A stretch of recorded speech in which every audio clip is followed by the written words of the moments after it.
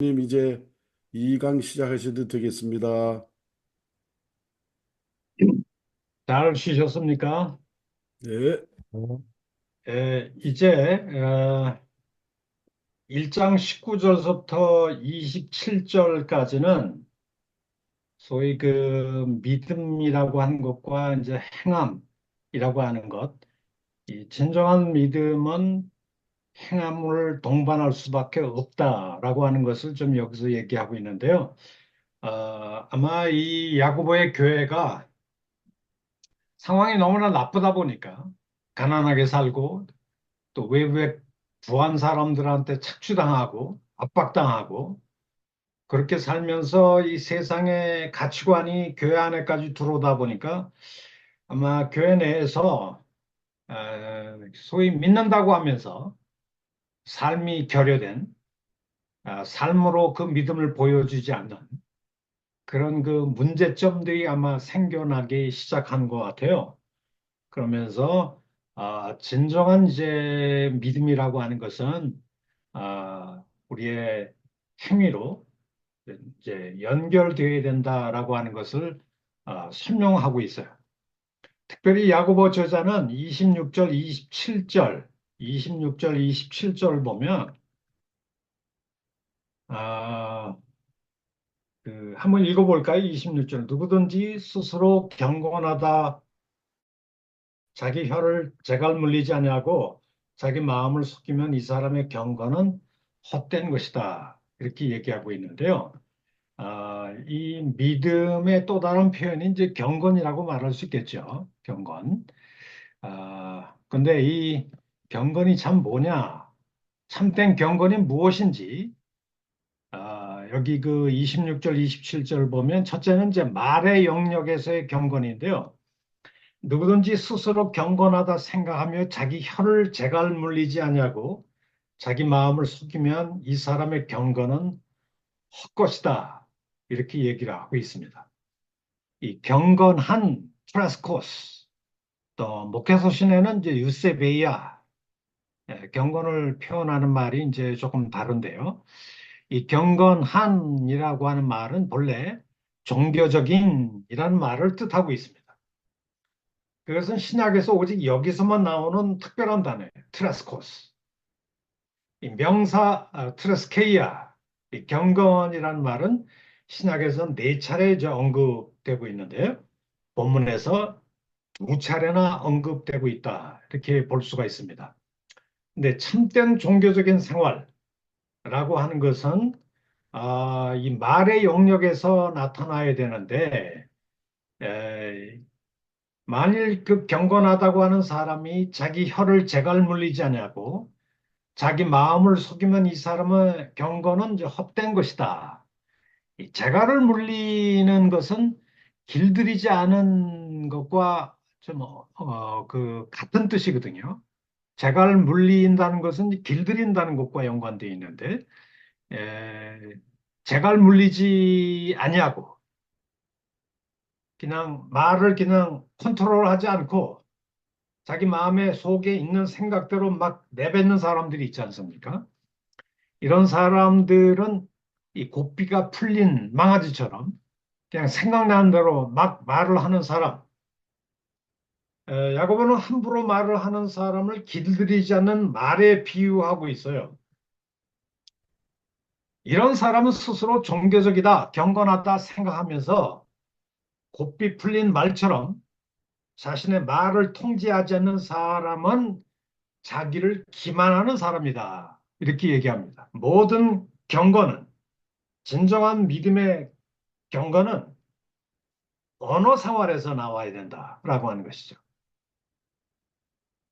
이 통대되지 않는 언어는 다른 사람을 정죄하고 비판하는 말, 누추하고 불결한 말, 부정직한 말, 험담하고 비방하는 말, 남을 저주하는 말, 그리고 이제 악독한 말이죠.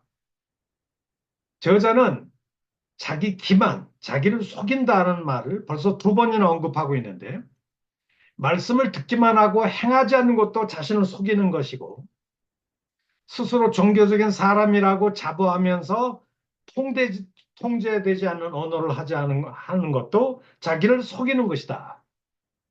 자기를 기만하는 사람은 종교적인 행위를 하는데도 자신의 생활에는 아무런 차이나 변화가 나타나지 않는 그런 사람을 가리킨다고 볼 수 있겠죠. 둘째, 경건의 영역은 실천의 영역이라고 볼 수 있겠는데요. 이 말의 영역, 말을 함부로 하는 사람은 그 경건에 굉장히 큰 문제가 있다는 그런 뜻이 되겠죠.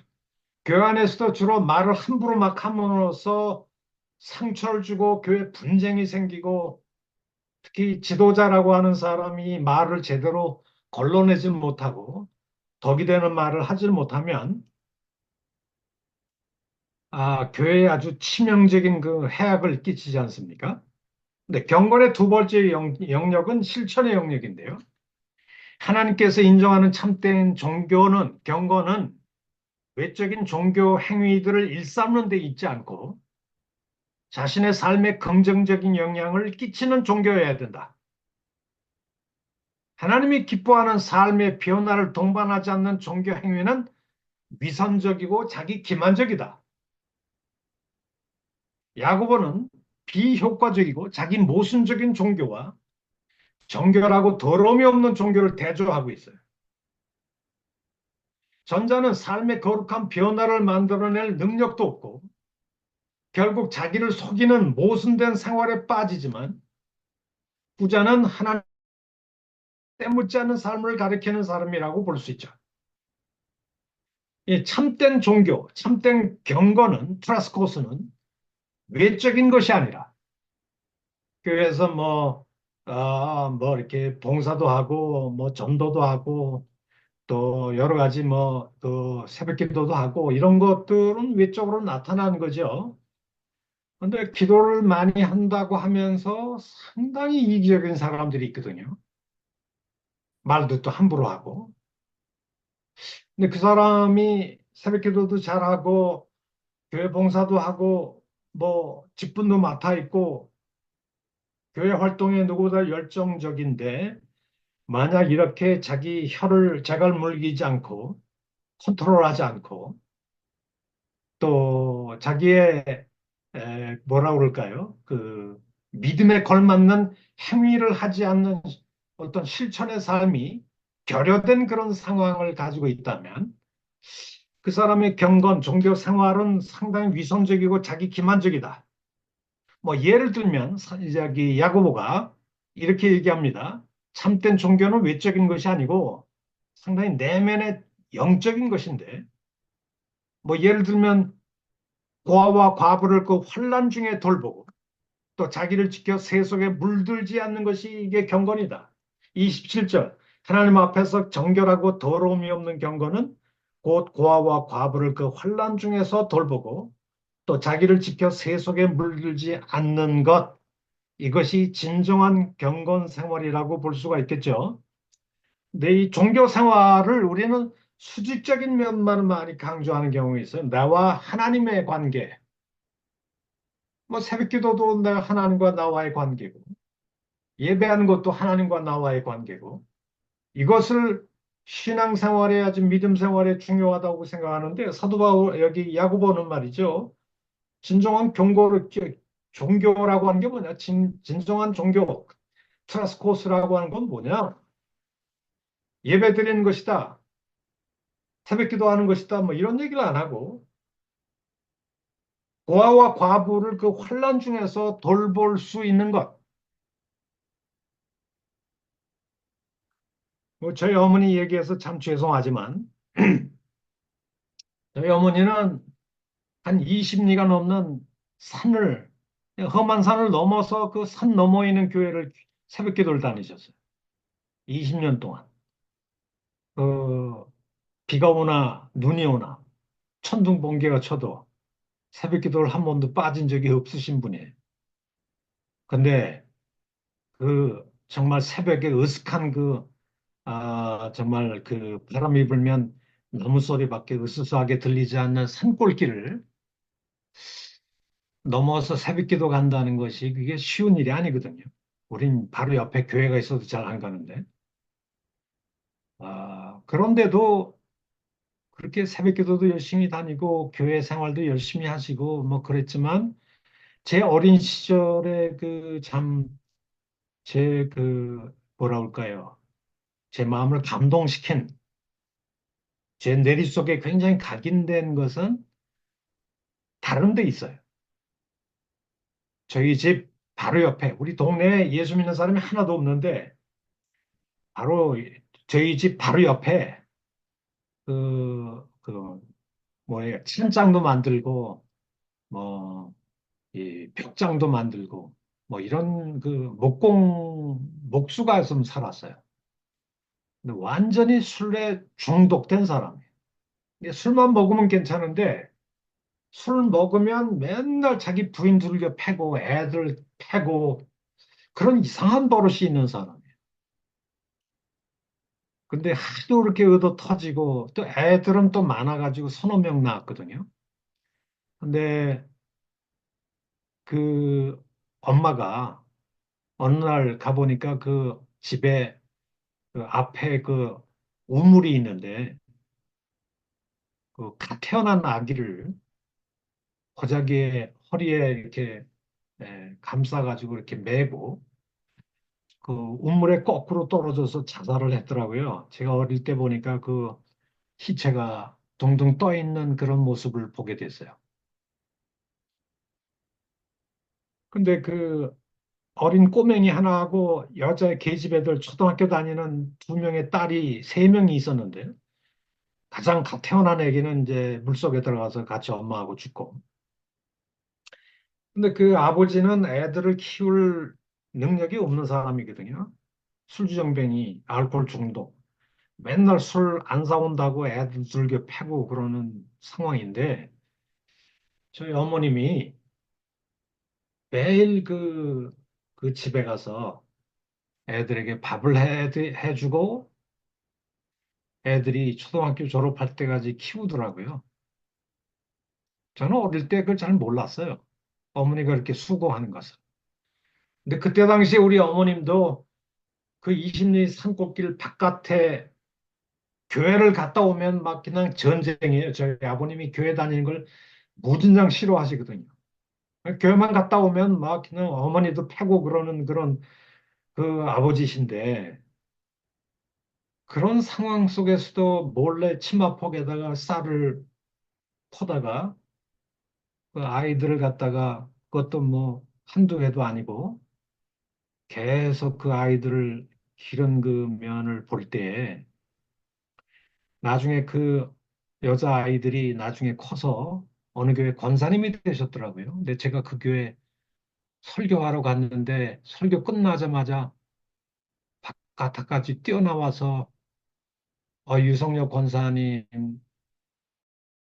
아들이 아니냐 이렇게 묻더라고요. 맞다고 그랬더니 그 어머니 권사님 때문에 제가 어릴 때 잘 클 수 있었다고 그런 얘기를 하더라고요.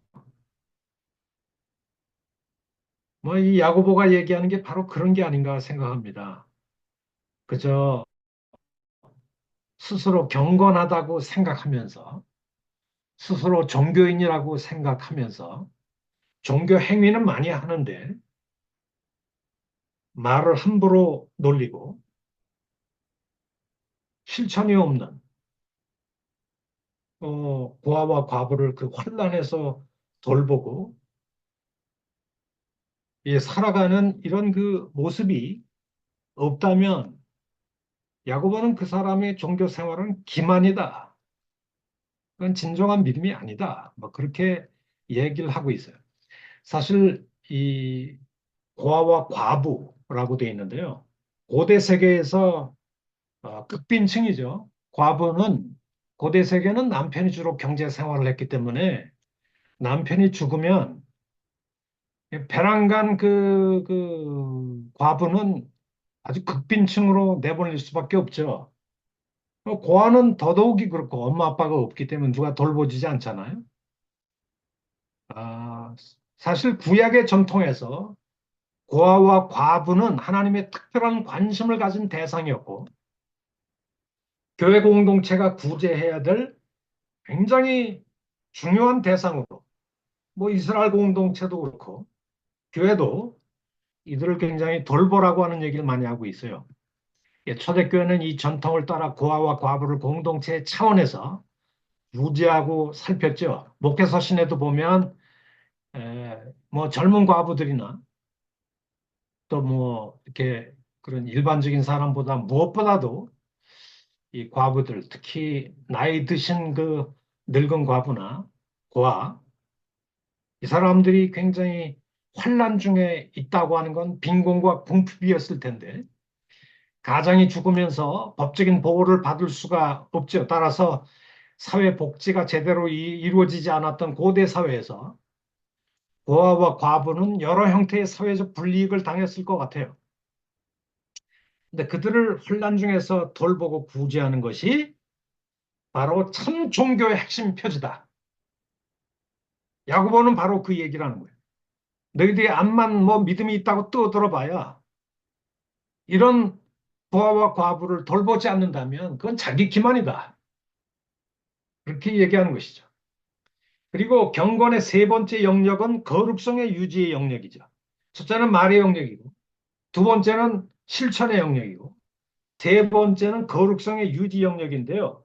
27절 맨 마지막에 보면 참된 경건은 자기를 지켜 세속에 물들지 않는 것이다. 참된 종교는 소외된 이웃들을 보살피는 사랑의 실천으로 나타남과 아울러 또한 자기를 지켜 세속에 물들지 않는 것이다. 세속이라는 말은 본래 코스모스, 세상을 뜻하는 말로서 악이 지배하는 세상 제도와 문화, 사상, 풍습 전체를 지칭합니다. 사도 바울도 이 세대를 본받지 말라. 또 갈라디아서 1장 4절에 우리 주 하나님께서 그리스도 안에서 우리를 이 악한 세대에서 우리를 건져내셨다는 말을 하고 있지 않습니까? 따라서 현 세대는 악이 지배하는 영역이죠. 종교, 정치, 경제, 문화 모든 영역이 악이 지배하는 영역일 수 있어요. 참 종교를 추구하는 기독교인이라면 그는 악한 현세에 오염되지 않도록 자신을 지킬 줄 아는 사람이다. 세상의 부패한 생각과 행습을 본받지 않기 위해서 그는 무엇이 하나님의 선한 뜻인지 분별할 줄 아는 안목을 지닌 사람이어야 된다. 그러니까 야고보가 얘기하는 진정한 종교 생활, 경건은 첫째 말의 영역과 연관되어 있고 실천의 영역과 연관되어 있고 또 하나는 세속에 물들지 않도록 자기를 지키는 거룩성을 유지하는 영역. 이 세 가지를 이 경건이라고 뭐 얘기한다고 볼 수 있겠죠. 자, 우리 2장 1절서부터 13절, 우리 2장 1절 한번 읽어볼까요? 내 형제들아 영광의 주 곧 우리 주 예수 그리스도에 대한 믿음을 너희가 가졌으니 사람을 사람을 차별하여 대하지 차별하여 말라. 대하지 말라. 참, 이 말씀이 좀 놀라운 얘기인데요. 우리 주 예수 그리스도에 대한 믿음을 가졌으니 사람들을 차별하면서 대하지 말라. 사람들을 차별하는 것이 왜 우리의 믿음과 연결되어 있을까요?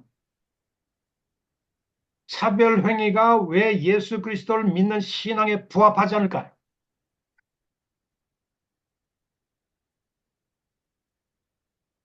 차별한다라고 하는 것이 이제 헬라어 동사는 원래 나사르파님,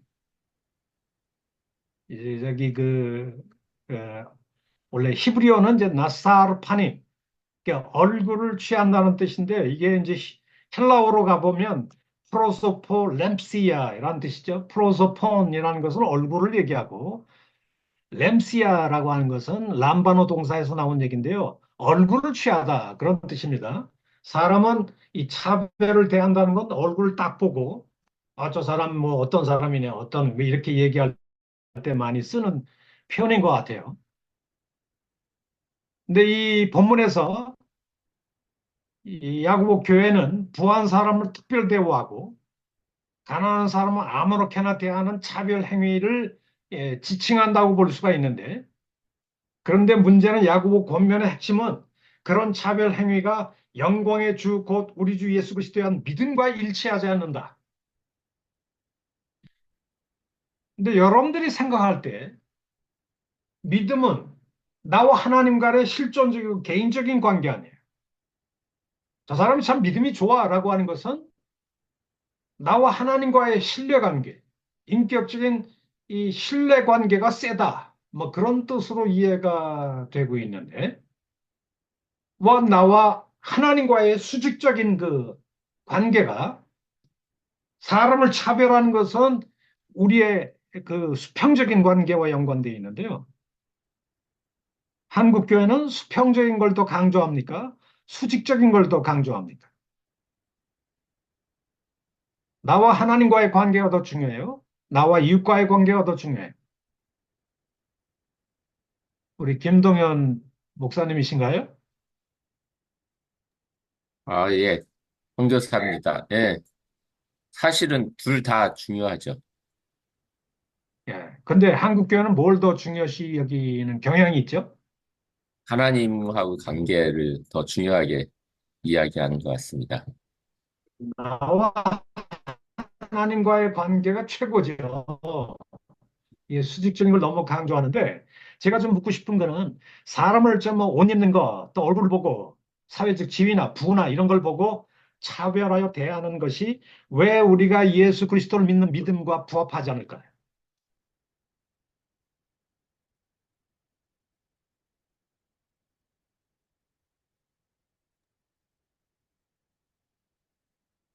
예수님도 그 계명에 대해서 하나님을 사랑하라 그리고 자기 이웃을 네 몸과 같이 사랑하라고 두 가지 사랑에 대해서 얘기하신 것처럼 네, 우리가 눈에 보이는 형제를 사랑하지 않으면 하나님도 역시 사랑하지 않는 것이기 때문에 그렇게 되는 거예요. 음, 두 관계가 중요한 거죠. 예, 아주 평상적으로 아주 정답을 잘 얘기해 주셨는데요. 좀 더 예리하게 우리가 이 부분을 얘기를 한다면 믿음의 본질이 뭘까요? 믿음이라는 것은 결국은 내가 신뢰하는 그 하나님이 어떤 분인가를 알고서 신뢰하는 거죠. 이 믿음은 안다는 개념과 성경에서 왔다 갔다 해요. 내가 하나님을 믿는다는 것은 내가 믿는 하나님이 어떤 분인지 안다는 것과 연관되어 있어요. 그러면 그 하나님은 어떤 분일까요?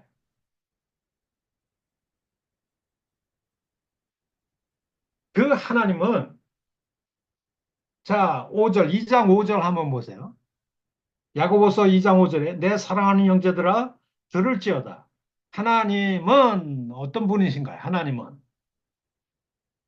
세상에서 가난한 자들 택하사 믿음에 부유하게 하시고 또 자기를 사랑하는 자들에게 약속하신 하나님 나라를 상속으로 받게 하지 아니하셨느냐?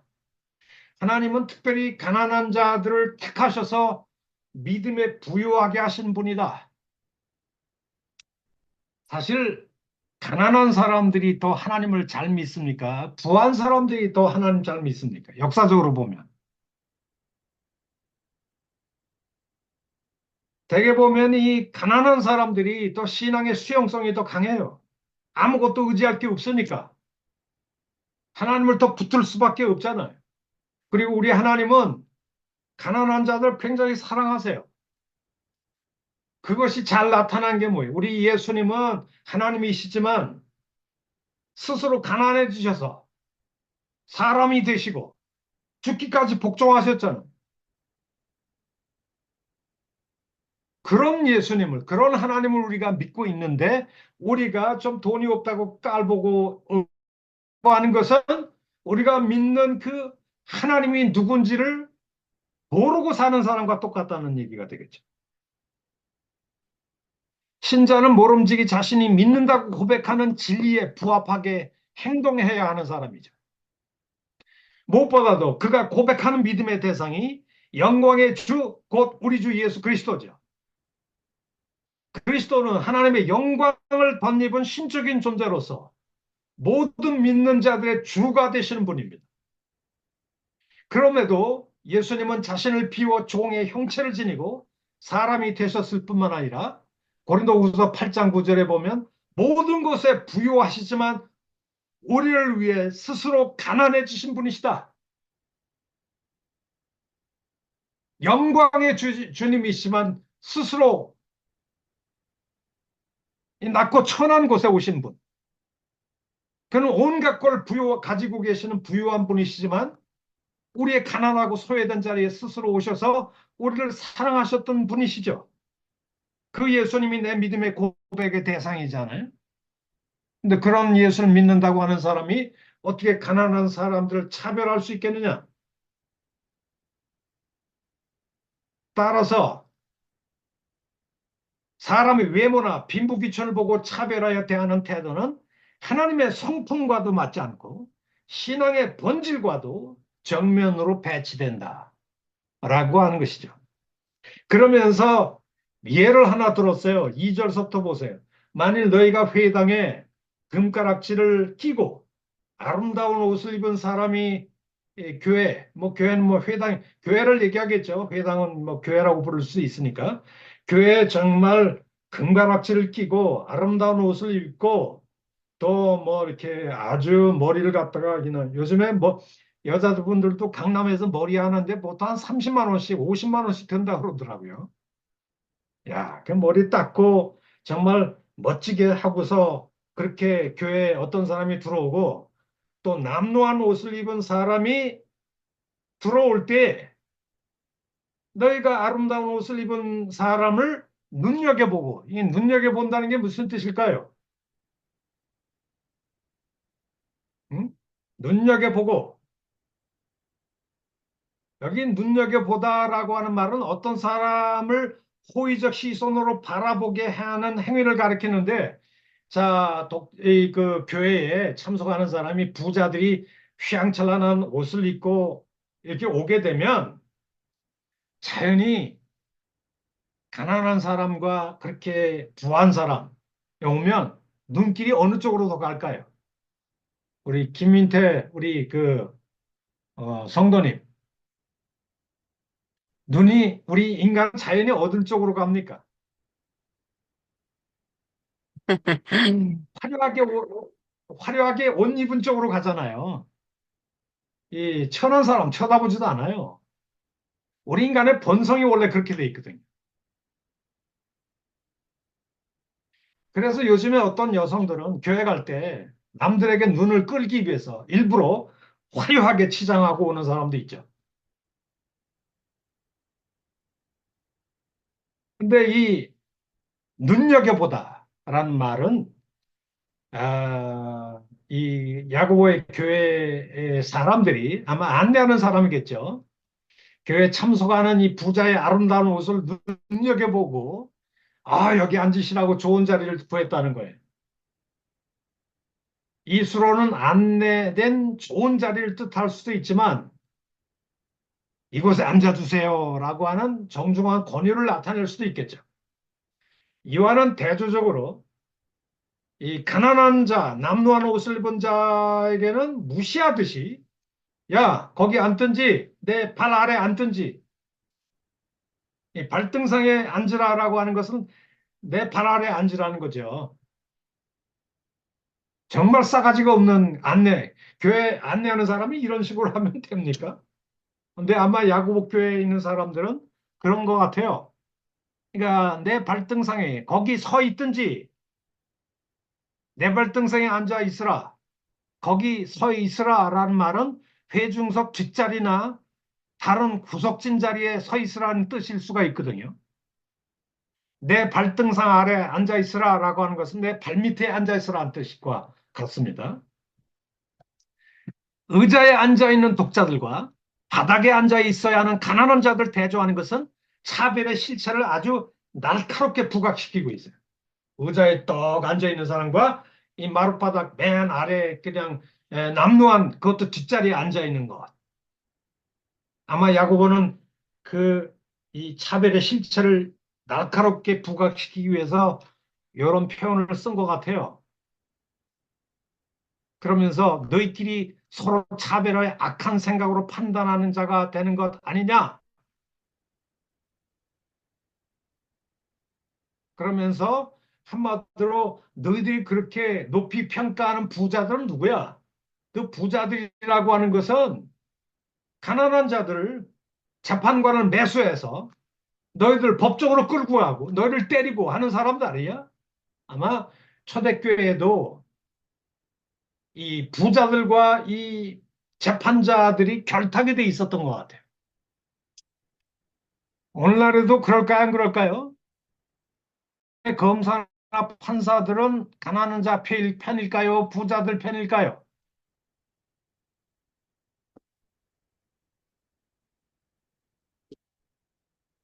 우리 김동균 선생님, 예, 부자들 세상의 편입니다. 세상의 판사들은 누구 편일까요? 부자들 편입니다. 그래서 나온 말이 있죠. 유전, 무죄, 무전, 유죄 유죄. 그런 말을 쓰잖아요. 옛날에도 그랬던 것 같아요.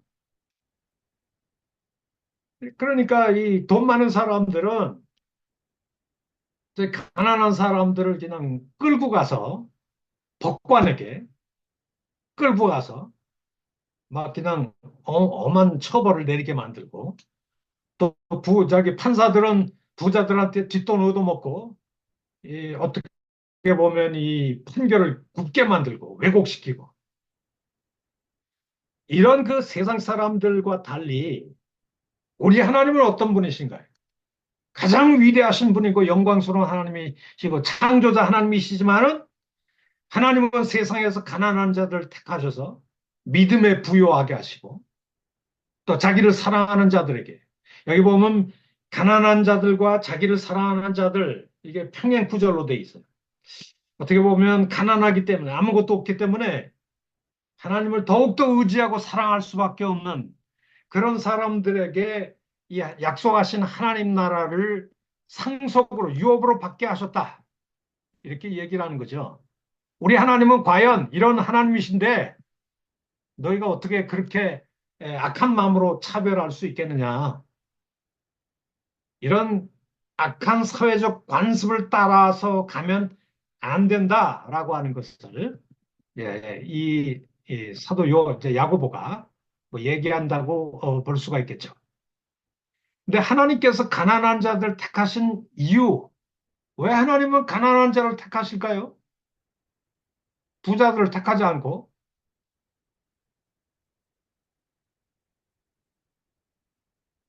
일종의 이것도 편애 아닙니까? 하나님은 부자들을 미워하실까요? 안 미워하실까요? 우리 김동현 선생님은 고개를 잘래잘래 흔드시는데 아니다라고 하는 걸 얘기하시는 것 같아요. 아, 우리 김문경 저기 목사님이신가요? 네. 한번 그 제가 지금 물은 질문이 뭐죠? 왜 하나님은 가난한 자들을 특별히 선택하시고 사랑하실까요?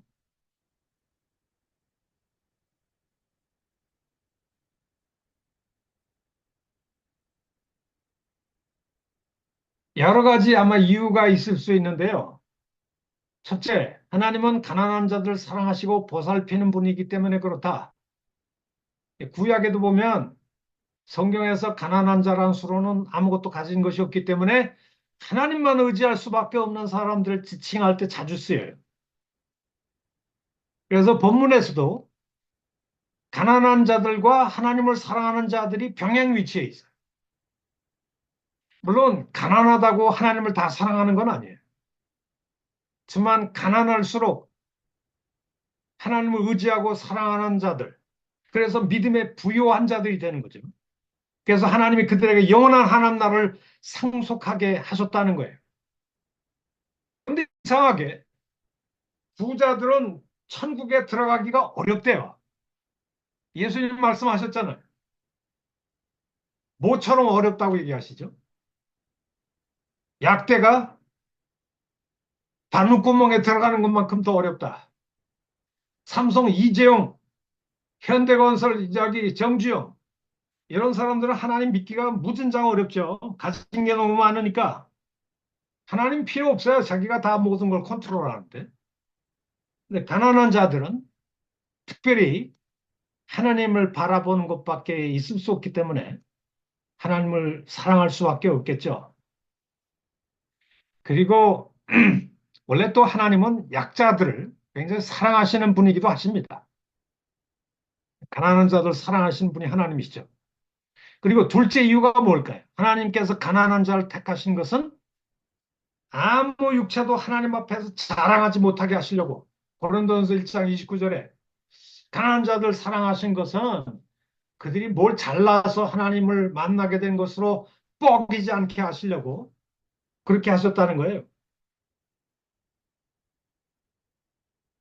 세상 사람들이 높이 평가하는 가치들은 사실상 하나님 보시기에 아무것도 아니죠. 자, 뭐 자세히 이렇게 얘기하다 보면 뭐 이렇게 정말 끝도 없이 가기 때문에 우리 8절, 2장 8절부터 이제 넘어가도록 하겠습니다. 너희가 만일 성경에 기록된 대로 내 이웃을 사랑하기를 내 몸과 같이 하라 말씀하신 최고의 법을 지키면 잘하는 것이거니와 만일 너희가 사람을 차별하여 대하면 죄를 짓는 것이니 율법이 너희를 범법자로 정죄하게 될 것이다. 이렇게 얘기하고 있어요. 한마디로 저자는 공동체 내에서 자행되는 차별 행위가 율법 정신에도 위배된다라고 얘기하고 있어요. 하나님의 성품에도 믿음의 본질에도 위배될 뿐만 아니라 율법 정신에도 위배된다. 이렇게 얘기를 하고 있어요. 그런데 레위기 19장 18절에 기록된 내 이웃 사랑하기를 내 몸과 같이 하라라고 하시는 말씀을 오늘 2장 8절에 보면 뭐라고 얘기를 하고 있어요. 우리 2장 8절 한번 볼까요? 우리 김몽영 씨 한번 읽어 주실래요? 야고보서 2장 8절.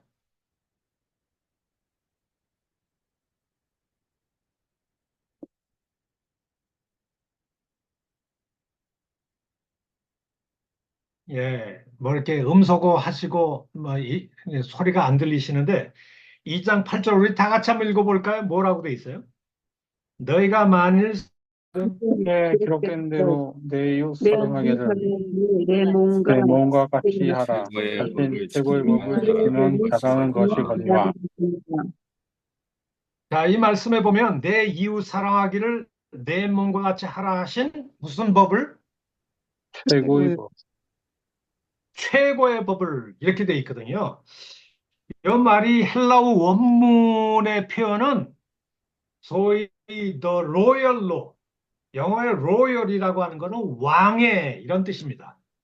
그러니까 문법적으로 헬라어 원문을 그대로 번역하면 한마디로 왕의 율법을 지키면 잘하거니와 이런 뜻이죠. 다수의 학자들의 견해에 따르면 내 이웃을 사랑하라고 하신 내 몸처럼 사랑하라고 하는 이 말씀을 왕적인 율법으로 왕의 법으로 왕적인 율법으로 이렇게 불렀는데 그러니까 내 이웃을 내 몸처럼 사랑하라 라고 하는 이웃 사랑의 계명이 모든 계명들을 지배하는 일종의 최고의 법이기 때문이다. 이렇게 해석하면서 최고의 법이다. 이렇게 번역한 것 같아요. 율법에 수많은 계명들이 존재하는데 몇 개의 계명들이 존재할까요? 율법에 존재하는 개별 계명들이 총 랍비들은 613개 계명이 있다고 그래요. 613개 계명. 몇 개요? 613개 계명이 있다는 거죠. 예. 613. 근데 그 613개 개별 계명들 중에서 가장 최고의 법이 무슨 계명이냐? 이게 내 이웃을 사랑하기를 내 몸과 같이 하라라고 하는 네. 말씀이 이웃 사랑의 이 계명이 최고의 법이다. 학자들은 그런 식으로 얘기를 한다는 거예요. 그러니까 내 이웃을 내 몸과 같이 사랑하라고 하는 한 계명에 나머지 613개 계명이 다 들어있다. 다른 말로 말하면 이웃 사랑의 계명이 율법의 근본 정신이다. 이런 뜻이 되겠죠. 네. 그래서 한글 성경도 그것을 최고의 법으로 번역을 한 것이 아닌가 생각하는데요. 근데 저는 뭐 그것이 맞다고 생각이 돼요. 틀린 얘기는 아니야. 틀린 얘기는 아닌데 원래 이 말씀 속에 바실리코스란 말이 쓰이고 있거든요. 그러니까 문자적인 그 헬라어 원문대로 번역하면 최고의라는 뜻이 아니라 왕의 법이다라고 번역하는 게 더 낫지 않을까? 이 원문의 뜻을 살리면 전후 문맥에서 이 뜻이 뭘까요?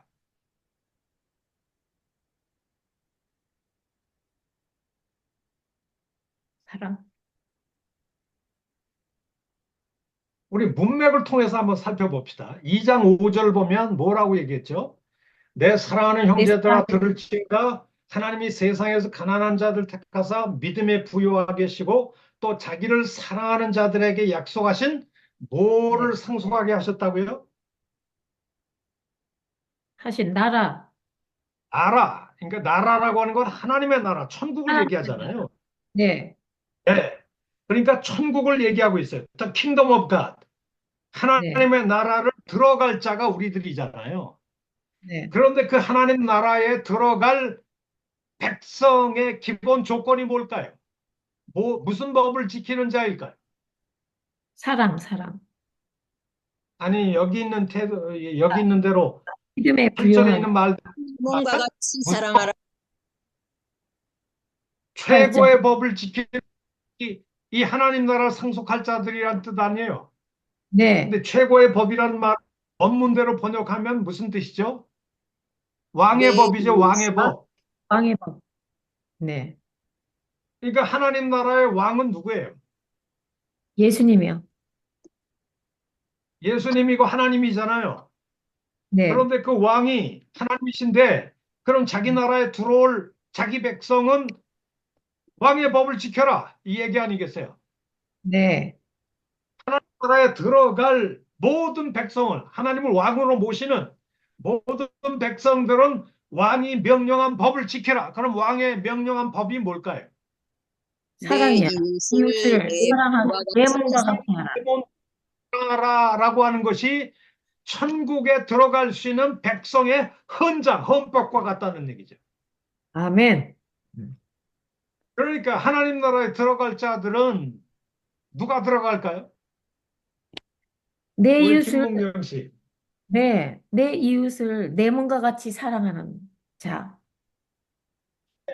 근데 우리가 이제 전통적인 조직 신학의 입장에서 보면은 하나님 나라 천국에 들어갈 수 있는 사람은 예수님을 믿는 사람이 들어가잖아요. 우리 네. 다 믿는 사람이니까 천국은 뭘로 들어가는 나라다? 믿음으로 믿음으로 들어가는 나라. 믿음. 예? 믿음으로 들어가는 나라요. 근데 오늘 본문에서는 하나님의 나라는 또 뭐 하는 자가 들어간다고요? 하나님의 왕의 법이 왕의 법을 복종.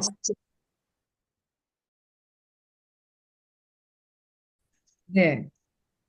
그러면 제가 여러분들에게 한번 물어볼게요. 천국은 믿음으로 들어가는 나라입니까? 이웃사랑의 계명을 지키는 자가 들어가는 나라입니까? 믿음을 가짐으로 해서 계명을 지키게 되는 거죠. 네. 두 개 아주 다 짬뽕을 잘 하시네요. 병행을 해야죠. 한쪽으로. 병행을 해야죠. 그게 맞아요. 믿음의 본질이 뭐예요? 행을 해야죠. 행. 믿음의 본질. 사랑. 본질은 하나님과 그가 하나님. 명령하신 것이 옳다고 믿고 하나님과 그 뜻에 순종하겠다고 네. 전폭적인 헌신하고 신뢰하는 사람이 이 믿음의 본질이에요. 네. 그래서 성경은 믿음과 순종이 왔다 갔다 해요. 믿음의 순종이라는 말이. 믿음의 본질이 순종이기 때문에 우리는 이 믿음이 만약 믿음이 있다고 하면서 이웃을 사랑하지 않으면 어떻게 되죠? 그 믿음은 그건 죽은 믿음이죠. 그리고 그건 진정한 그리스도인이 아니죠. 예, 믿음을 사랑하지, 이웃을 사랑하지 않을 뿐만 아니라 이웃을 차별하여 대하는 것은 그것은 예수님, 믿음의 위배되는 것이다. 이렇게 알 수 여기, 있을 거예요. 네, 만일 독자들이 사람의 외모만 보고 차별 대우를 한다면 그것은 하나님 나라의 중심 지배 원리요. 통치 이념인 왕의 법, 즉 이웃사랑의 율법을 범하는 죄를 짓는 것이다. 하나님 나라는 이런 사람 못 들어가겠죠. 아멘. 이런 의미에서 야고보는 이제 율법이 작용하는 근본 원리에 대해서 설명하는데요. 10절 한번 보세요. 2장 10절에 보면 누구든지 온 율법을 지키다가 그 그 하나를 하나를 범하면 보면 모두 모두 거만한 자가 범한 자가 되나니 되나니. 어이구, 무시라. 간음하지 말라 하시니가 또한 살인하지 말라 하셨은즉 내가 비록 간음하지 아니하였어도 살인하면 율법 전체를 어긴 것과 마찬가지다. 이런 얘기를 하고 있어요. 자, 네. 여기 한번 주목해 보세요. 율법은 뭐 짧게는 10계명이라고 해서 10계명으로 돼 있잖아요. 10계명. 네. 10계명. 근데 사도 바울이 계명을 얘기할 때는 계명들 이렇게 복수로 얘기할 때가 많을까요? 단수 명칭 계명이라고 얘기할 때가 많을까요? 단수 명칭인 계명이요. 단수로 엔톨레, 복수는 엔톨라이인데요. 엔톨라이를 쓰지 않고 엔톨레라고 하는 말을 쓸 때가 더 많아요. 왜 그럴까요? 계명. 율법은 수많은 계명들로 이루어져 있지만 그 계명들이 여러 개로 쪼개진 계명들이 아니고 하나의 근본 원칙에 의해서 묶여져 있는 단일체라고 생각하는 거죠. 네. 내가 비록 간음을 행하지 않았어도 남을 비호했다면 율법 전체를 지킨 건가요? 다 어긴 거나 마찬가지일까요? 여기 그건 아니라고 그랬잖아요. 네, 여기요. 네. 다 어긴 것과 마찬가지다 이거죠. 다 어긴 왜 거라고. 그럴까? 자, 간음을 행하지 않았어요. 그런데 남을 미워했어요. 그러면 율법 전체를 다 어긴 것과 똑같다. 왜 그럴까요?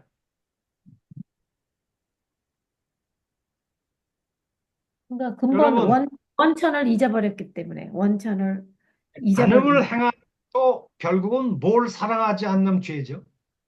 내 뭐 이웃, 이웃을 사랑하지 이웃을 않는. 사랑하지 않는 죄 아니에요. 네. 남을 살인하는 것도 보호하지 않는 죄죠. 아니 그것도 이웃을 사랑하지 않는 사랑하지 거예요. 않지.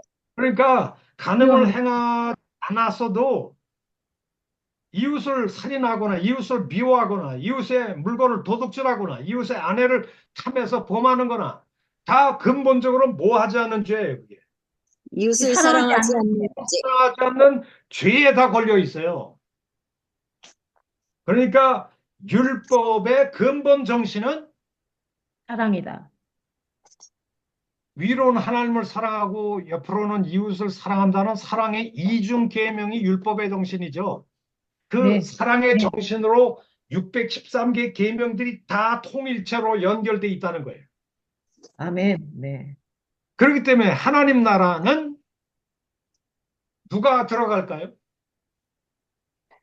하나님을 닮은 사람들이 들어가게 되겠죠. 하나님은 누구시죠?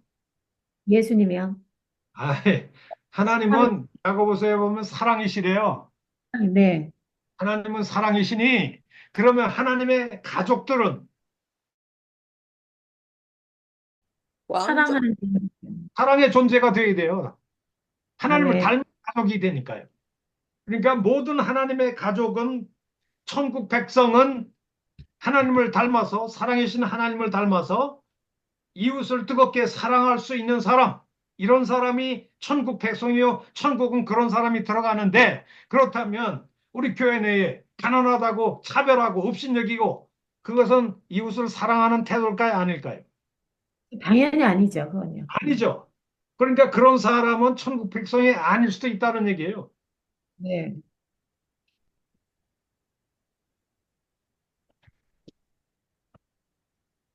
야고보가 얘기하는 게 마음에 드십니까? 네. 아멘. 예, 그런 의미에서 우리가 뭐 시간이 많이 지나갔기 때문에 이제 마지막으로 야고보는 긍휼의 심판이라는 개념을 좀 덧붙이는데요. 예를 들면 이웃을 긍휼히 여기고 사랑하고 라고 하면 하나님의 긍휼이 있는 심판을 받게 될 거래요.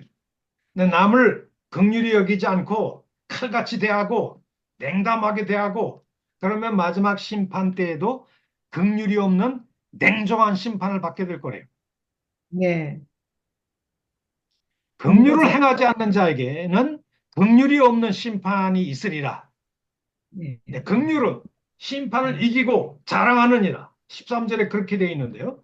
심판을 이길 수 있는 유일한 길은 뭘까요? 심판은 두려운 것이죠. 네. 우리도 하나님의 심판을 당할 때 우리가 하나님 앞에 두려움 갖지 않고 설 수 있는 것은 뭘까요? 우리도 이웃에 대해서 사랑하는 용서하고 긍휼을 베풀고 자비를 베풀고 이렇게 하면 하나님 앞에서 뭐 할 수 있다? 국민의 긍휼, 심판을 받을 수 있습니다. 자비가 넘치는 심판을 우리도 갖게 될 것이다. 근데 너무 우리가 한마디로 말해서 긍휼이 없어요. 너무 무자비해요. 냉정해요. 그러면 하나님 앞에서 하나님 저를 긍휼히 여겨 주셔요. 이렇게 얘기할 자격이 있다는 거예요, 없다는 거예요? 없죠. 없다는 것이요. 그렇게 기대하면 안 된다라고 하는 얘기를 지금 하고 있다고 볼 수가 있을 것 같아요. 자비와 사랑과 자비를 실천하는 그리스도인은 심판 때에도 두려움 없이 승리자로 웃을 수 있다. 네. 아멘. 그리고 2장 14절부터 26절까지 믿음과 행함의 일치에 대한 얘기를 하고 있는데요. 바로 이 부분이 사실 사도 바울과 좀 달리 보이는 말씀이기도 합니다. 자, 사도 바울은 칭의를 얘기할 때 의롭다함 받는다라고 하는 게 구원받는다는 뜻인데요. 좀 더 쉽게 말하면 하나님의 백성이 된다. 내가 의롭다함 받는다라고 하는 말은 내가 하나님의 백성으로 인정을 받는다 그런 뜻이죠. 네. 그러면 하나님의 백성이 되는 것은 구원받는다는 뜻인데요. 사도 네. 바울은 구원을 받는 것이 행위로 이루어져요? 믿음으로 이루어져요? 이뤄진다 그랬죠. 믿음. 믿음으로 값없이 네. 은혜로 이루어진다고 하잖아요. 아멘. 네. 그러니까 이 세상에서 무슨 선을 행했느냐? 우리가 하나님 백성 되는 일에 있어서는 아무 기여를 못해요. 그야말로 하나님을 믿는 신뢰하는 믿음으로 값없이 행위와 관계없이 오직 믿음으로만 의롭다함 받아요. 그게 바울의 The Doctrine of Justification by Faith.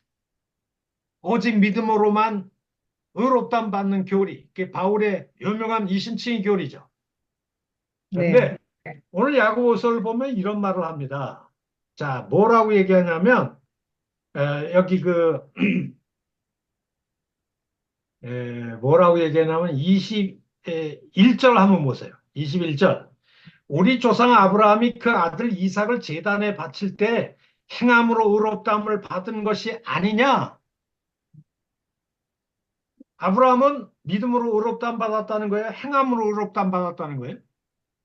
이 행함이 그러니까 아브라함이 그 아들 이삭을 제단에 바칠 때는 행함으로 의롭다함을 받은 것이 아니냐? 그 기정사실로 행함으로 받았다는 걸 전제하고 있어요. 내가 보거니와 믿음이 그 행함과 함께 일하고 행함으로 믿음이 온전케 된다라고 얘기를 하면서 24절을 다 같이 한번 읽어볼까요? 네. 이러보건대 사람이 행함으로 행함으로 의롭다 하심을 받고 믿음으로만은 아니니라. 아멘. 그러니까 사람이 의롭다함 받을 때는 믿음으로만 받는 것이 아니라 행함으로도 의롭다함 받는다.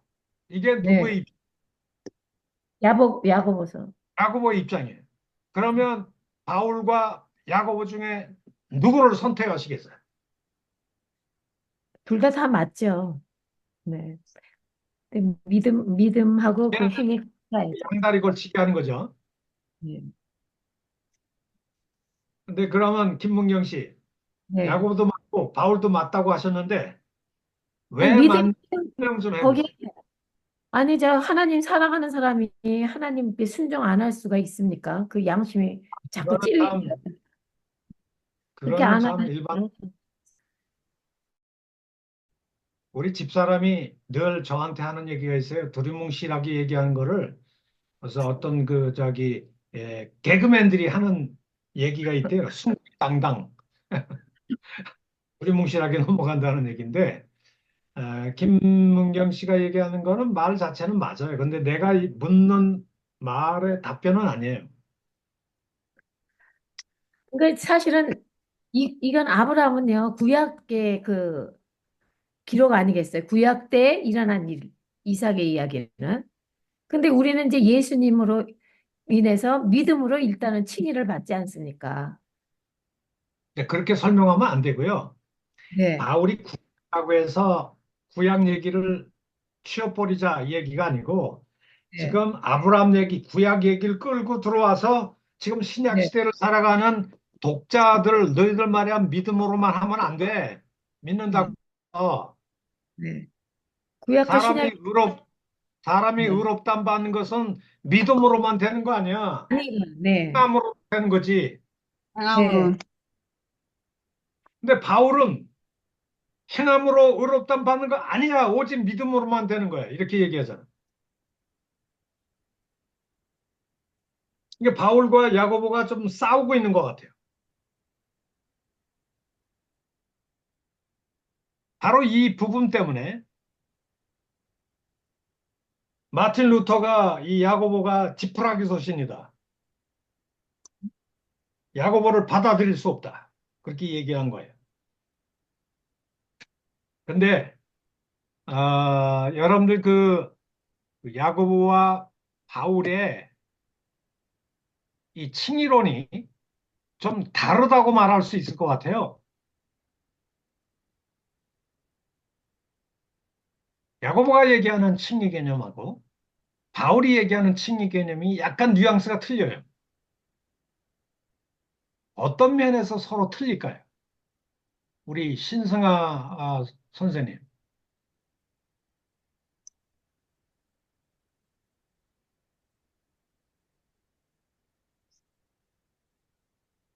야고보의 칭의과 바울의 칭의관이 약간 좀 결이 틀리다라는 얘기인데 왜? 목소리가 잘 안 들려요. 음소거를 좀 해주세요. 음소거. 예, 들리세요? 틀려요. 이상하게. 바울은 그러니까 믿음으로 이신칭이 믿음을 강조했고요. 야고보는 믿음과 행위를 같이 강조하면서 행위가 없는 믿음은 소용이 없다. 그러니까 믿음이 있다면 그 행위가 자연히 보여지게 된다. 이 두 가지를 강조했다고 생각합니다. 근데 제가 묻는 거는 좀 비켜가셨는데요. 칭의, 의롭담 받는다는 게 뭐죠?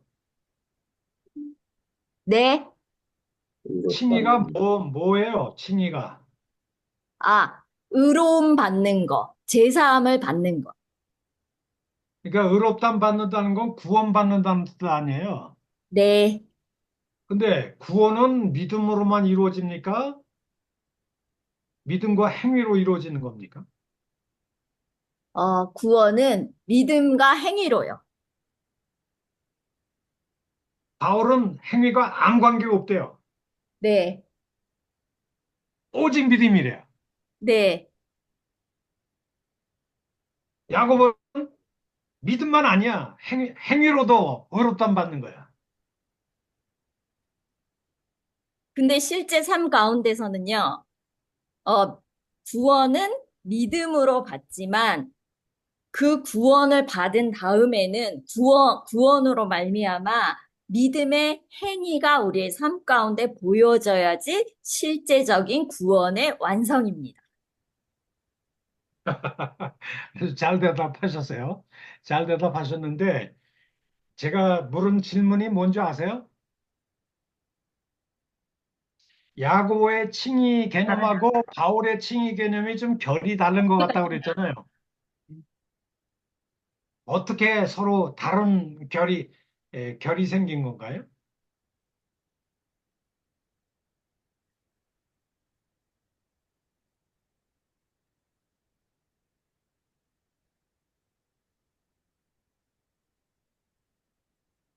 사도 바울은 오직 믿음으로, 그리고 야고보는 행위를 더 강조했습니다. 그거는 이제까지 자주 얘기하신 거고, 네. 칭의 개념이 뭐냐, 이게 칭의 개념이. 바울이 얘기하는 칭의가 뭐죠? 근데 우리가 뭐 자격도 없는데 그냥 믿음 하나로 그냥 자격 주는 거니까 감사죠. 은혜로 구원 받는 거야. 네. 보통 바울이 얘기하는 칭의 개념을 법정적 칭의라고 보통 얘기를 해요. 법률수로라는 얘기죠. 법률수로. 원래 우리는 하나님의 자녀가 아니죠. 진노의 자식이었어요. 네. 근데 하나님께서 우리를 의롭다고 판결하신다는 얘기인데, 법정에 보면 어떤 사람이 A라는 사람이 죄를 졌어요. 그러면 그 사람이 법정에 끌려왔습니다. 그러면 이 공의로운 재판관이라면 뭐라고 판결해야 돼요? 죄를 지은 게 분명히 확인되면 죄인이라고 그래야죠. 죄인이라고 판결을 땅땅땅 때리는 것이 이게 하나님의 공의예요. 그런데 우리 하나님은 어떤 일을 하셨습니까? 우리가 분명히 죄를 지었음에도 불구하고 하나님의 법정에서 마치 아무 죄가 아니다. 없는 인 것처럼 땅땅땅 뚫겨서 우리의 법적 신분이 진노의 자식에서 하나님의 의로운 자녀로 바뀌었단 말이에요. 이게 이제 네. 칭의 개념의 기본 개념이거든요. 네. 그러니까 우리가 진노의 자식이었고 하나님의 자녀가 아니었는데 하나님의 법정에서 단지 네. 우리의 믿음만 보시고 우리 행위 안 보세요. 우리의 믿음만 보시고 하나님의 법정에서 마치 아무 죄가 없는 자처럼 여겨주시다 이런 뜻이거든요. 의롭다 받는다는 게. 그 여겨주신 결과가 뭐죠? 법적 무죄 선언의 결과로 나타나는 것이 하나님의 의로운 자녀라는 신분을 얻게 돼요. 이게 의롭다 받는다는 뜻이에요. 결국 하나님의 백성이 되는 거죠. 그때 행위가 필요 있을까요? 없을까요? 행위가 필요 없죠, 그때는. 그때는 100% 행위가 필요 없어요. 오직 뭐가 있으면 돼요. 믿음, 예수님께서 십자가 위에서 나를 위해서 죽으신 사실을 뭐 하기만 하면, 시인하기만 하면. 믿기만 하면 네. 하나님의 법정에서 마치 죄가 없는 무죄한 자처럼 의로운 자처럼 땅땅땅 여겨주신다는 그런 교리가 칭의 교리의 바울의 교리가. 근데 야고보의 칭의 개념은 뭘까요? 거기에 행위가 따라야 된다는 얘기죠. 그러니까 왜 거기 행위가 끼어 들어가죠? 칭의 개념이 어떤 칭의 개념이길래?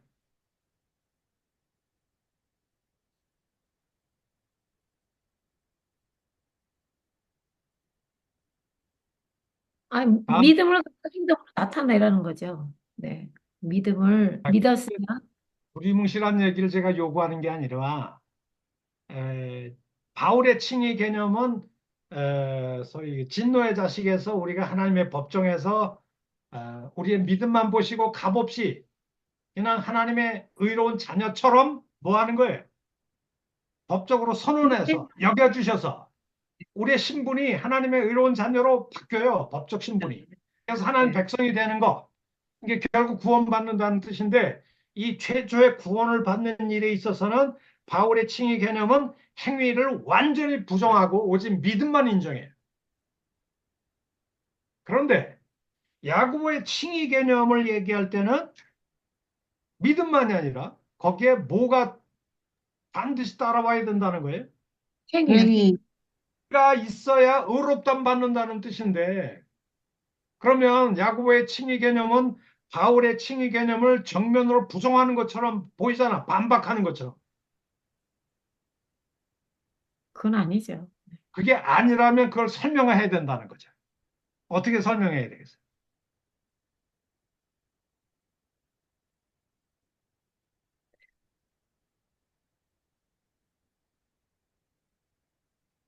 누가 이 부분에 대해서 답변할 분이 계신가요?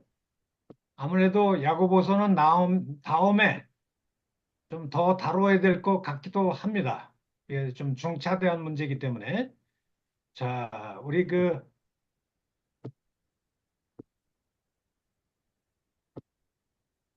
다음 어디, 성경에서 어디 보자 어디 지켜. 김학종 씨 계십니까? 여기 이름만 떠올라 있고 어디 딴 데 가셨나 봐요.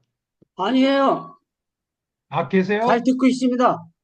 아, 그렇습니까? 그러면 김학종 선생님, 야고보의 칭의관과 바울의 칭의관이 왜 다를까요? 아, 바울은 예수님의, 그, 의로움을 대신하는 거고, 어, 야고보는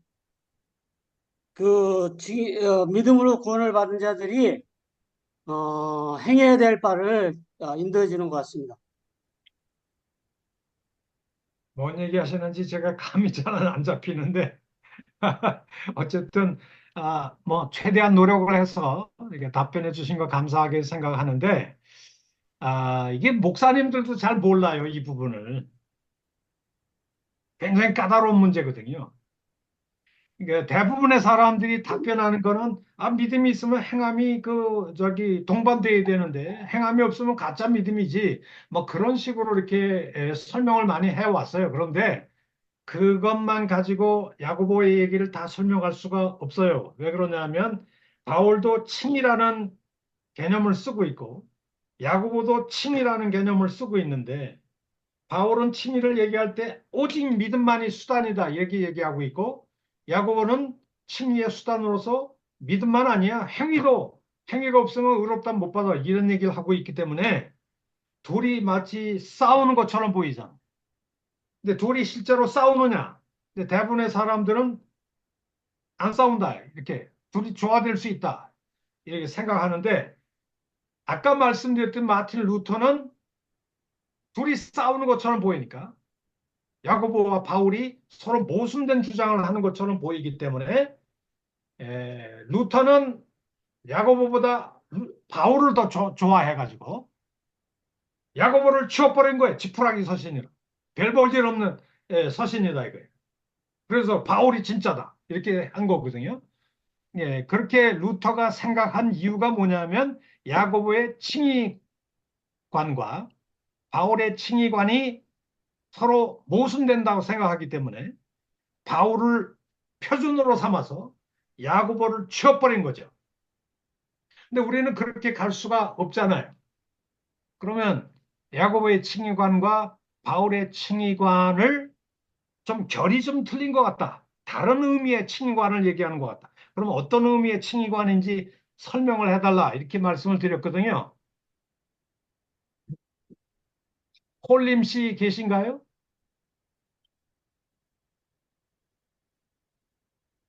어디 바깥에 나가셨나? 이태원 씨, 말레이시아에 계신, 이름만 떠올라 있고 잘 안 들어와 계신 분들이 좀 계신 것 같고, 그래서 있습니다. 이태원 목사님 계시네요.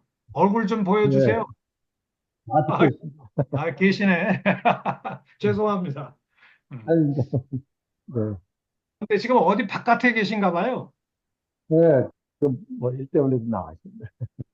예, 뭐 저기 강의에 계속 집중하기 어려우시겠네. 듣고 있습니다.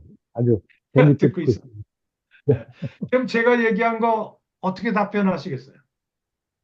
글쎄요, 교수님이 이제 답이 있으실 것 같아요. 근데 제가 보는 견제에서는, 어, 그, 구원이라는 게, 신이라는 게, 아주 과거적인 면도 있고, 현재적인 면도, 미래적인 면도 있다고 생각을 합니다. 그리고, 바울의 구원과는, 신은 단번에 이루어지는 것이고, 또 우리가 이제 하나님을 알고 성품을 알고 그분을 닮아가는 것이 인생인데, 하나님 이 땅에 우리를 주신 이유라고 생각하는데, 우리가 이제 구원을 계속 이루어가야 된다. 완성된 구원은 이미 이루어졌지만, 초기에, 초기에, 그러나 계속해서, 그걸 성품 안에 하나님의 성품을 닮아서 하나님 사랑의 근거에서 그래서 이루어가야 되지 않느냐. 그래서 야고보의 구원 측에는 그쪽과 연관이 있지 않을까 이렇게 생각이 됩니다. 네. 확신하십니까? 네. 그래요. 네, 어쨌든 뭐, 교수님, 제가 얘기할게요. 제가 생각한 거는요, 바울의 논점은 인간은 율법을 온전히 지킬 수 없는 거죠. 없다고 생각이 됐기 때문에 구원은 하나님의 은혜에 근거한 믿음으로만 된다, 이렇게 강조했을 것이다. 네. 예.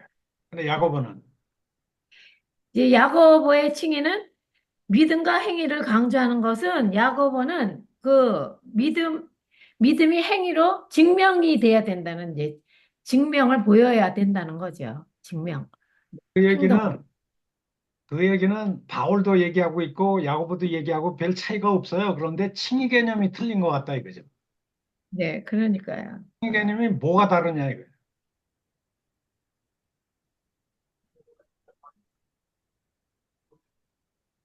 제가 여러분들에게 뭐 이걸 설명하고 하는 것이 더 나을 것 같아요.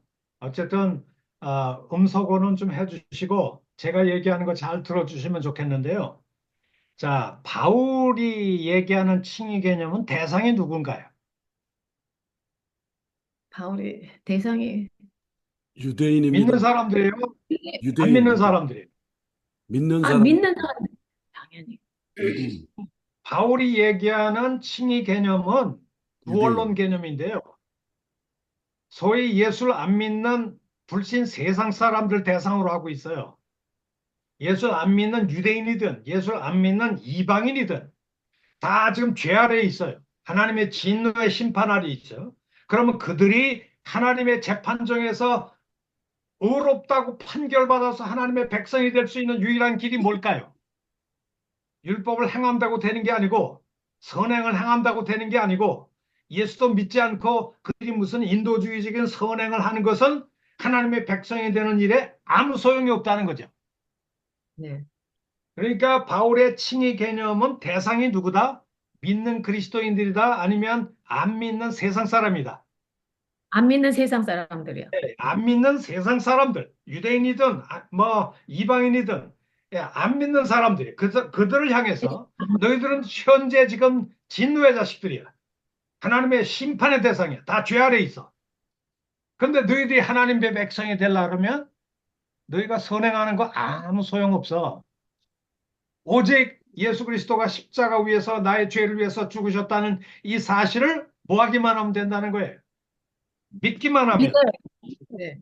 하나님의 법정에서 우리가 과거에 진노의 자식이었지만 하나님이 우리가 믿는 믿음 하나만을 보시고 하나님의 법정에서 마치 아무 죄가 없는 의인인 것처럼 땅땅땅 판결하시고 인정하시고 우리를 하나님의 자녀로 여겨주신다는 그런 교리가 누구의 교리예요, 이게? 바울의 교회. 바울의 교리죠. 그렇다면 이 야고보의 대상은 누굴까요? 안 믿는 불신 세상 사람들 대상으로 이 얘기를 할까요? 아니면 교회 안에서 소위 믿는다고 하는 사람들을 대상으로 해서 이 얘기를 하고 있을까요? 교회 안에 믿는다고 하는 사람들의 근데 대상이. 교회 안에 있는 사람들이에요, 지금. 그래서 여기 2장 14절에 보면 내 형제들아 만일 사람이 믿음이 있노라 하고 여기 보니까 뭐가 전제되어 있어요? 내 형제들아 너희가 믿음이 있다고 떠들어대는데 이것이 전제되어 있어요. 그런데 그게 뭐가 이 야고보 교회의 가장 큰 문제는 뭐예요? 믿음이 있다고 떠들기는 하는데 뭐가 동반되질 행위가 않아. 없어요. 행위가 행위가 없어요. 없는 사람들이에요. 이런 사람들 향해서 칭의 개념을 얘기를 하고 있어요. 칭의 개념을. 그러면 야고보가 얘기하는 칭의 개념은 바울과는 달리 어떤 의미의 칭의 개념일까요? 성화, 구원론적인 개념, 예? 성화 쪽이 있습니다. 구원론적인 개념일까요? 좀 비구원론적인 개념일까요? 비구원론입니다. 비구원론적인 개념이 이게 뭐 예를 들면 예. 지금 예를 들면 김동유 씨가 계십니다. 여기에 잘 듣고 계시죠? 그 김동유 예. 씨가 김동유 씨가 지금 예수를 믿고 구원 받으셨나요? 안 받으셨나요? 구원 받았습니다. 근데 왜 선한 일을 왜 많이 하시나요? 구원의 행위죠. 그러니까 내가 이 김동유 씨가 여태까지 예수를 잘 믿고 구원 받은 사람인데 선을 행해야 될 의무가 있어요, 없어요? 있습니다. 있죠. 하나님 백성이면 당연히 선을 행할 의무가 있어요. 예수를 믿는 자로서 행하는 그 선행이 나를 구원받게 한다는 뜻이 아니고 나는 네. 이미 은혜로 구원을 받았잖아요. 네네. 그러면 선행을 왜 하죠? 내가 이미 은혜로 받은 구원 안에 성실하게 잘 머물고 있다. 이런 뜻이죠. 네네. 그러니까 김동윤 씨는 지금 구원의 반열 안에 들어와 있어요? 안 들어와 있어요? 들어와 있습니다. 들어와 있죠. 그러면 그 선행을 행하는 것은 뭐의 표시죠? 구원을 새롭게 받는 조건으로 얘기가 될까요? 아니면 구원을 이미 아닙니다. 받았기 때문에 구원받은 백성으로서 잘 살고 있다는 표현일까요? 그 후자입니다. 후자의 은혜의 그 의미죠. 네. 그러니까 실상 이제 그런 표현을 우리가 에스겔서를 한번 찾아가 볼까요? 에스겔서 구약적인 개념인데요. 야고보가 이 구약적인 언약 개념을 잘 지금 반영을 하고 있다고 볼 수가 있는데 에스겔서 36장입니다.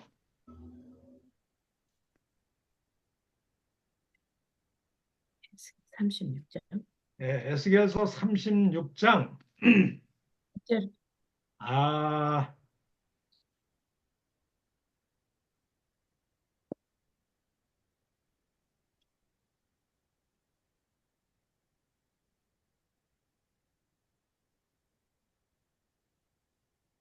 에스겔서 36장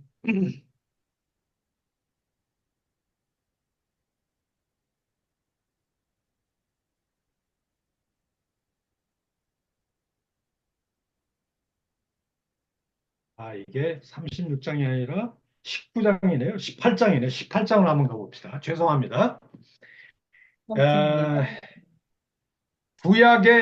구약에서 하나님은 어떤 사람을 의인이라고 여기시는지 잘 염두에 두시고 이 구절을 한번 읽어보세요. 에스겔서 18장 5절에서 9절. 네. 사람이 만일 의로워서 정의와 공의를 따라 행하면 제가 읽을게요. 사람이 만일 뭐 해서? 의로워서 여기 의롭다는 말을 여기 쓰고 있잖아요. 사람이 만일 의로워서 정의와 공의를 따라 행하며 산 위에 재물을 먹지 아니하며 이스라엘 족속의 우상에게 눈을 돌리지 아니하며 이웃의 아내를 더럽히지 아니하며 월경 중에 있는 여인을 가까이 하지 아니하며 사람을 학대하지 아니하며 빚진 자의 저당물을 돌려주며 강탈하지 아니하며 줄인 자에게 음식물을 주며 벗은 자에게 옷을 입히며 별일을 위하여 구워주지 아니하며 이자를 받지 아니하며 스스로 손을 금하여 죄를 짓지 아니하며 사람과 사람 사이에 진실하게 판단하며 내 율례를 따르며 내 규례를 지켜 진실하게 행할진대 그는 누구다? 의인. 그는 의인이니. 그러니까 구약에서 하나님은 어떤 사람을 의인이라고 여겨주시나요? 위에 그냥 다 정의와 공의를 따라 행하는. 아니 여기에 5절서부터 9절까지 언급되는 모든 항목들은 율례를 율례와 규례를 지키는. 그게 한마디로 말하면 뭐예요? 율례와 규례. 네. 뭐 예를 들면 산 위에 재물 먹지 아니하고 우상을 섬기지 아니하고 이웃의 아내를 탐하지 아니하고 뭐 사람을 학대하지 않고 뭐 재판을 공정하게 하고 뭐 너무 과도한 별일을 위하여 구워주지 아니하고 이거 다 뭘 지키라는 얘기예요? 율법을 지키라. 지키는 거 아니에요? 율법을. 네. 그러니까 구약에서는 어떤 사람이 의인인가요? 율법을 율법을 잘 지키는 자. 율법을 지키는 자가 의인입니다. 네. 그럼 여기서 하나님이 어떤 사람을, 예를 들면 우리 김문경 씨를 하나님이 의인이야 너는 이렇게 얘기할 때, 그때 너는 의인이야 라고 하는 말은 이제 여기 율법을 지킴으로 처음으로 구원받았다는 뜻일까요? 아니면은 하나님의 의로운 백성처럼 잘 살고 있다는 뜻일까요? 하나님의 백성처럼 잘 살고 있다는 뜻이요. 그러니까 언약 안에 처음으로 들어간다는 뜻일까요? 언약 안에 이미 들어와 있는데 언약 안에 잘 성실하게 머물고 있다는 뜻일까요? 성실하게 잘 머물고 있다는 뜻이죠. 다른 말로 말하면 하나님의 백성이 비로소 처음 된다는 뜻일까요? 하나님의 신분을 잘 유지한다는 뜻이죠. 그러니까 야고보는 바로 요 개념이에요. 요 개념. 그러니까 아멘. 야고보가 지금 지금 에스겔서에서 하나님이 나는 너를 갖다가 의인이야라고 부를 때 의인은 대개 구약에서는 율법을 지키는 자 아니에요. 그 네. 율법을 지키는 걸 보고 하나님이 의인으로 인정한다는 개념인데요. 근데 거기서 의인으로 인정한다는 개념은 최초의 구원을 받는다는 개념일까요? 의로운 하나님의 백성으로 잘 신분을 유지하고 잘 살고 있다는 뜻일까요? 신분을 잘 유지하고 잘 행을 하면서 살고 있다는 뜻이요. 바로 구약의 칭의 개념이 바로 이런 칭의 개념이죠. 네, 네, 아멘. 이 네. 구약의 칭의 개념을 이어받아서 얘기하는 사람이 지금 우리가 공부하는 누구라고요? 야고보요. 야고보죠. 그렇다면 야고보와 바울의 결정적인 차이가 뭘까요? 같은 배경, 칭의, 의롭담 받는다라는 말을 쓰고는 있지만 쓰는 용어가 좀 틀려요. 어떻게 틀릴까요?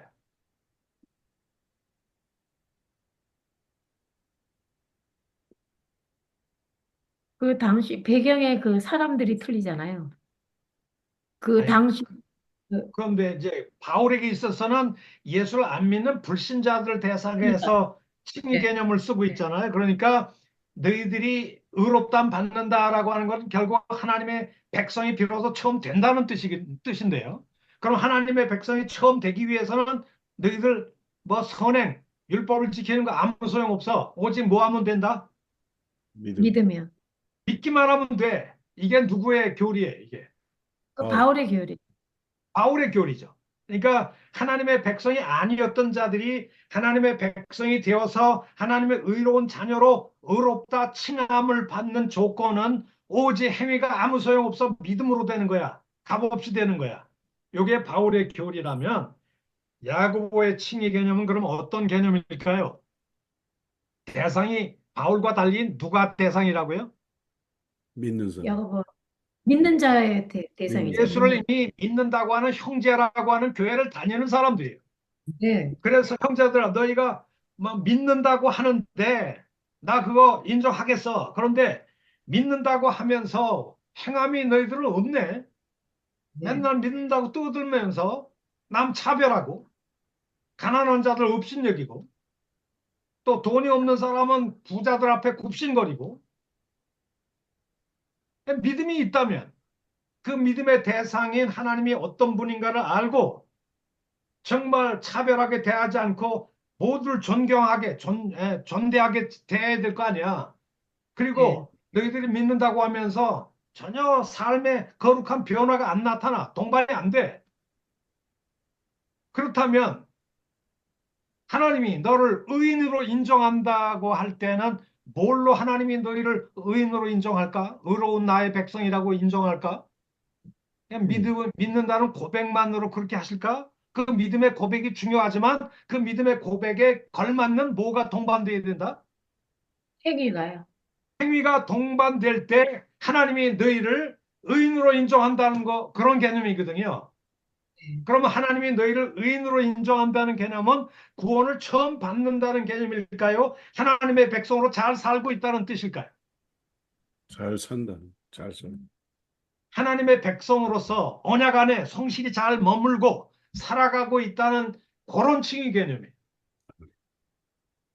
그러니까 바울이 말하는 칭의 개념은 대상이 누구라고요? 안 믿는 사람이요. 안 믿는 사람들을 대상이야. 유대인이든 뭐 너희들 안 믿는데 그러면 의롭담 받고 하나님의 백성이 비로소 처음 되기 위해서는 너 행위 필요 없어. 오직 믿음만 있으면 값없이 되는 거야. 요게 바울의 개념이라면 바울의 이 야고보의 칭의 개념은 너희들이 다 교회를 다니고 믿는다고 얘기를 하는데 그러면 너희들이 그 믿음 생활을 잘해서 구원의 반열 속에 하나님 백성된 의로운 신분을 잘 유지하면서 하나님 백성된 의무를 잘 이해하면서 하나님 앞에 의롭담 받는 너는 정말 의로운 성실한 하나님의 백성으로 내가 너를 인정할게 라고 얘기하는 요 개념은 믿음만 이루어지는 게 아니라 행위도 동반돼야 된다는 얘기예요. 요때 야고보의 칭의 개념의 대상은 불신자예요. 교회 안에 있는 신자들 대상으로 하는 거예요. 교회 안에 신자들. 신자들이 그들은 이미 구원 받았어요, 안 받았어요? 받았죠. 구원 받았다고 떠드는 사람이에요. 그러면 구원 안에 구원의 반열 속에 성실히 잘 살고 있는 의인이라고 하는 것을 하나님이 어떤 사람을 그런 사람으로 인정하실까요? 의인으로.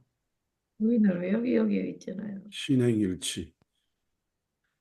믿는다고 한다면 그 믿음에 걸맞게 뭐가 동반되어야 된다는 거예요. 행위. 삶의 실천이 동반되고 믿음의 행위가 나타나는 사람.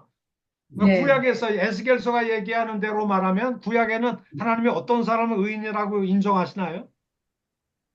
율법을 법을 잘 지키는 자. 잘 지키는 사람을 하나님이 의인으로 여겨주시는 거예요. 근데 거기서 말하는 의인으로 인정하신다는 개념은 구원받는다는 개념이 아니라 의로운 하나님의 백성으로 잘 살고 있다.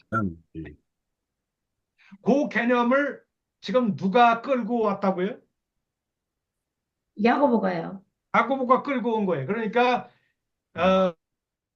야고보의 칭의관과 바울의 칭의 개념 속에서 오히려 구약에 더 가까운 칭의 개념을 쓰는 사람은 누구다? 야고보. 예. 야고보라고 말할 수 있죠. 할렐루야. 그러면 바울의 칭의 개념은 구원론적인 개념이라면 이 그 야고보가 얘기하는 칭의 개념은 하나님의 백성된 삶을 순종을 통해서 선행을 통해서 믿음에 걸맞는 선행을 통해서 나의 이미 하나님 백성된 건 이미 얻었잖아요. 그 하나님 이미 은혜로 얻은 백성된 신분을 순종을 통해서 믿음의 행위를 통해서 잘 유지하는 사람을 하나님은 의인으로 인정한다. 쉽게 말하면 너는 내 백성으로 잘 살고 있다. 그걸 인정한다는 뜻이죠. 예. 아멘. 야고보는 바로 그런 삶의 실천적인 의미의 칭의 개념을 얘기하고 있다. 이것을 어떤 사람은 이제 교회론적인 개념이다. 구원론적인 개념이 아니고 교회론적인 개념이다. 언약적인 개념이다. 이렇게 얘기를 하는데요. 그런 의미에서 결론은 뭘까요? 바울과 야고보는 서로 모순된다, 모순되지 않는다. 모순되지 않습니다. 왜 모순이 안 될까요? 바울은 최초 구원받는 진입 단계를 얘기하는 것이고 예. 야고보는 구원받은 이후의 삶의 단계를 얘기하고 있는 거예요. 성화를 그렇다면 얘기하는, 야고보가 얘기하는 이런 교훈들이 있잖아요. 오직 믿음이 있다면 구원하는 믿음이 있다면 삶이 동반되어야 된다. 아멘. 삶이 동반되는 사람은 하나님은 성실한 의로운 자기 백성으로 인정하신다. 이런 개념이 바울에게도 있을까요? 없을까요? 당연히 있죠. 있습니다. 예. 당연히 있습니다. 예. 그런 의미에서 예. 바울은 그것을 이렇게 다른 편지들 속에서 이렇게 뒷부분에 윤리적 부분에서 많이 강조를 해요. 근데 이제 바울은 아무래도 복음 전도자 아니에요. 예수 안 믿는 사람들 대상으로 하니까 너희들 하나님 백성이 최초로 어떻게 되는 줄 알아? 너희가 어떻게 의롭담 받고 하나님의 법정에서 의로운 하나님 백성으로 인정받는 줄 알아? 그래서 신분이 바뀌어서 진노의 자식으로 하나님의 의로운 자녀로 바뀌는 줄 알아? 그것은 오직 믿음으로 되는 거야. 이렇게 얘기하는 것을 강조하는 게 바울이고요. 야고보는 그 대상이 소위 교회 안에 예수를 믿는다고 하는 성도들을 대상으로 해서 그들이 다 믿는다고 하면서 이 행위가 결여돼 있다 보니까 그걸 좀 질책하기 위해서 이런 그 구약적인 칭의 개념을 가지고 좀 얘기하고 있다. 그래서 이 칭의 개념이 야고보와 바울의 개념은 좀 결이 다르다. 좀 다른 의미의 개념을 가지고 있다. 그런 의미에서 서로 둘이 모순이 되지 않는다. 충분히 조화될 수 있다. 그것이 제 생각입니다. 오늘 얘기하다 보니까 벌써 시간이 다 나중에 더 해야 될 것 아, 같아요. 예.